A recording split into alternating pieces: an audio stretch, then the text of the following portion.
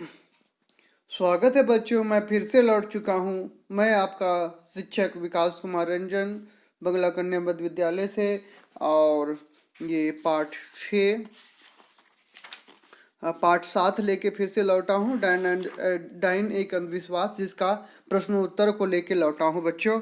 तो आशा है कि आप सभी प्रश्नों को बना के, मेरे वीडियो को देखकर सारे प्रश्नों को बनाकर आप लाभान्वित होंगे।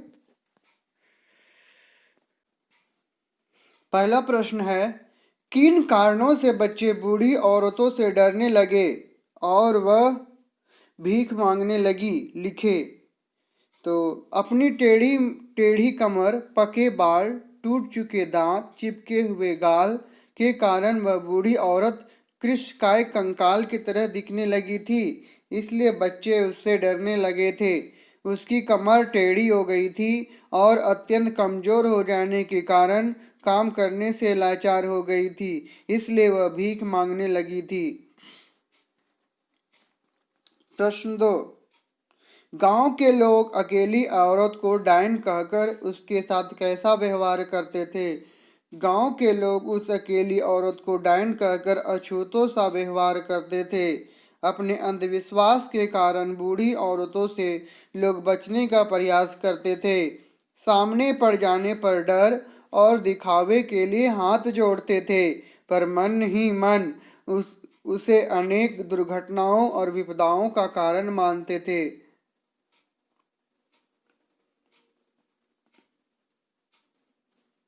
डायन एक अंधविश्वास कविता के आधार पर बताए कि समाज से डायन कुप्रथा कैसे दूर किया जा सकता है। कुप्रथा मतलब अच्छी प्रथा ना होना। तो समाज से डायन जैसी कुप्रथा को दूर करने के लिए अंधविश्वास को मिटाना होगा। हमें विवेकपूर्ण बनना होगा तथा ऐसी अकेली व लाचार औरतों को माँ बहन की तरह सम्मान देना होगा। समाज में कानून एवं चिकित्सा शास्त्र को आधार बनाकर जागृति फैलानी होगी। डायन जैसे अवधारणा निराधार है।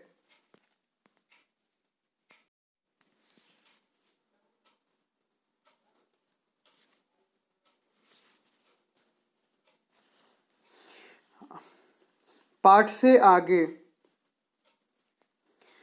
आपने अपने बड़े बूढ़ों द्वारा कोई ऐसी कहानी जरूर सुनी। महिला या बालकों ने कठिन परिस्थितियों में विजय प्राप्त की हो, उस कहानी को लिखकर कक्षा में सुनाइए।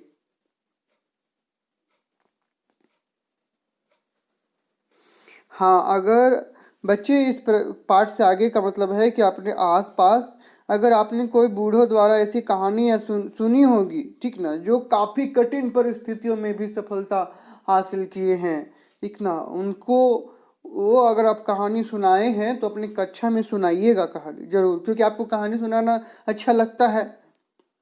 बिना पारिश्रमिक लिए औरतें घरों एवं घर से जुड़े बाहर के अनेक कार्य करती है। उनके द्वारा किए जाने वाले कार्यों के बारे में पता कीजिए और उन कार्यों के महत्व के बारे में लिखिए। हाँ, बहुत सारी औरतें घर से बाहर जाकर काम करती है, जैसे किसी के घर जाके झाड़ू पोछा का काम। बहुत सारी औरतें विद्यालयों में जाकर पढ़ाती है। बहुत सारे औरतें घरों से बाहर जाकर डॉक्टर, इंजीनियर सारे काम करती है, ठीक है ना। तो वो सभी का अपना महत्व है और वो जितनी भी बाहर जाती है वो अपने परिवार के लिए जाती है। परिवार के लिए जाती है और परिवार की ज़रूरतों और अपने पति के आर्थिक सहयोग के लिए जाती है। वहाँ काम करने जाने पर उन्हें वेतन मिलता है, जिससे वो अपना परिवार चलाती है। कैसे हैं गांव के लोग? पढ़े लिखे लोग। कवि ने ऐसा क्यों कहा होगा? लिखिए। पढ़ा लिखा होना का मतलब होता है समझदार होना और सभी चीज़ को समझना। पढ़ा लिखा होने का मतलब होता है कि कोई चीज़ का पहले आप सब पर सबसे उस घटना के पीछे क्या सच्चाई है जान लेने तब विश्वास करने। लेकिन लोग पढ़े लिखे भी होते हैं और बिना सोचे समझे जो पहले से चला आ रहा है समाज की कुप्रथा उसी पर लगे रहते हैं। इसलिए बोला गया है कि कैसे हैं गांव के लोग पढ़े लिखे लोग। कवि ने ऐसा क्यों कहा होगा? तो कवि ने इसीलिए कहा होगा। अनुमान एवं कल्पना। महिलाओं द्वारा बाहर का कार्य करने में कोई बुराई नहीं है। आपके विचार से सही है या गलत?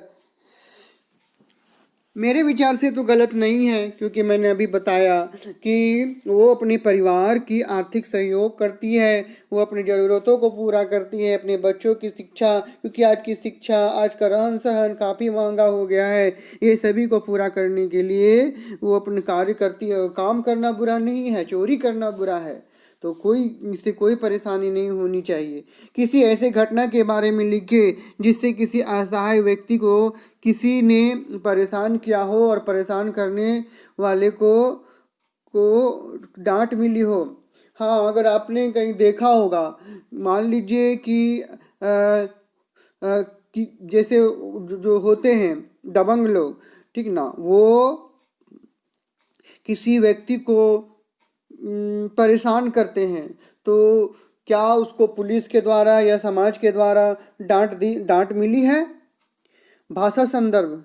चिकित्सा शास्त्र का अर्थ होता है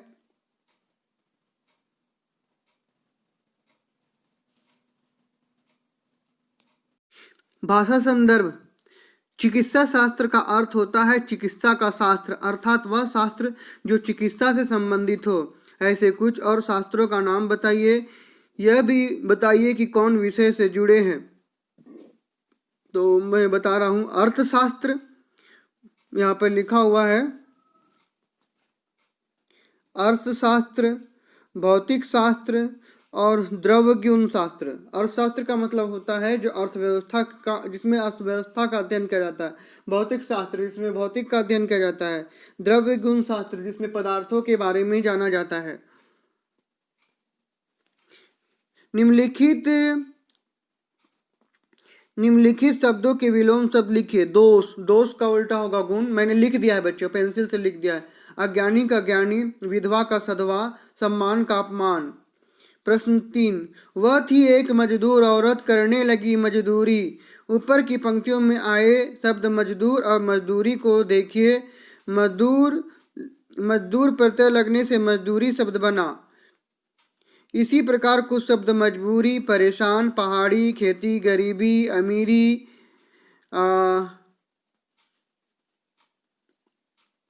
अमीरी, चित्रकारी लिखे गए शब्द जिनके मूल शब्द में ई प्रत्यय लगने से बने हैं,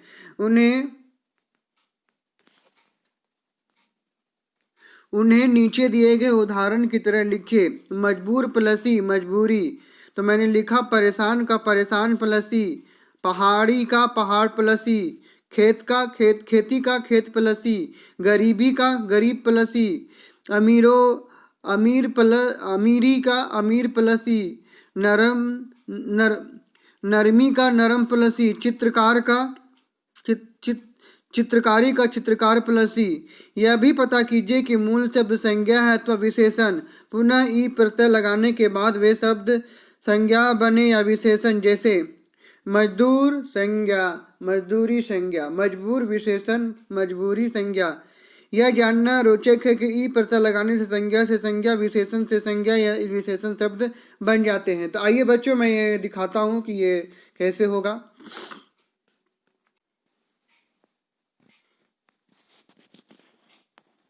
परेशानी विशेषण, परेशान संज्ञा।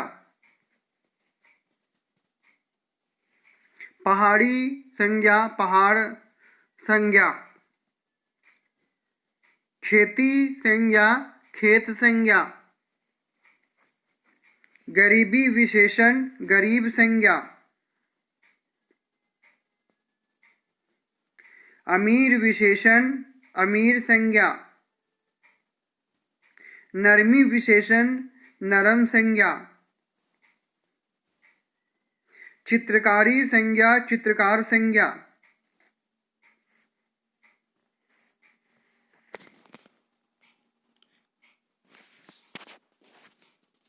तो